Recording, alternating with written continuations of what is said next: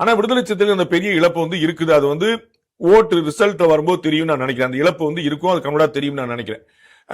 அந்த அந்த டிரான்ஸ்பர் வந்து வெளியே போகுதுன்னு அவருக்கு தெரிஞ்சுதான் தன்னோட நமக்கு இல்ல பயங்கரமான பவர் இன்னும் இருக்குதுன்னு காட்டுறதுக்காக அந்த ஒரு முயற்சியை மேற்கொண்டிருக்கிறாரு. சோ வந்து அந்த ஓட் டிரான்ஸ்பர் வந்து எவ்வளவு தூரம் கிடைக்கும், திமுக எவ்வளவு கெயின் கிடைக்கும் அப்படிங்கிறது முக்கியமான பிரச்சனை. ரெண்டாவது பாத்தீங்கன்னா கூட்டணி கட்சிகள் எல்லாருக்குமே இந்த அதிருப்திக்கு பிறகான சமரசம் அது வந்து எல்லோருமே மகிழ்வோடு வார்த்தையை பயன்படுத்தினாலும் அவங்க வந்து ஒரு ஆறுதல் அடையக்கூடிய விஷயம் தான் இருக்கு. நாங்க கம்யூனிஸ்ட் கட்சிகள் மார்க்சிஸ்ட் கட்சி வந்து எவ்வளவு கடுமையா போராடிச்சுன்னு பார்த்தோம். ஆனா 6 இல்ல 5 தான் அப்படின்னு சொல்லி சொல்லும் போது அவங்களுக்குள்ள வருத்தம் எல்லாருக்கும் கீழே வரைக்கும் நிற்கும். ஸோ டெல்டா மாவட்டங்கள்ல அந்த வாக்கு டிரான்ஸ்பர் ஆகிறதுல ஒரு பெரிய சேலஞ்ச் இருக்கும்.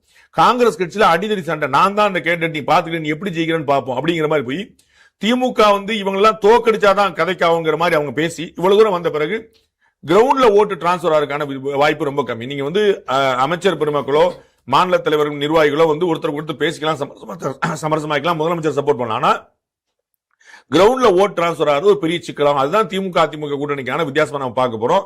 அந்த ஆபத்து, இந்த வாய்ப்பு, இந்த மாதிரி திமுக கூட்டணிக்கு ஓட்டு டிரான்ஸ்பர்ல சிக்கல் இருக்குமாங்கிறது நிதர்சனம் தான். அந்த சிக்கல் இருக்குங்கிறது தான் கணிக்கப்படுது. அதனால தான் திமுக வந்து படுத்துக்கிட்டே ஜெயிக்குங்க அப்படின்னு யாரும் சொல்ல.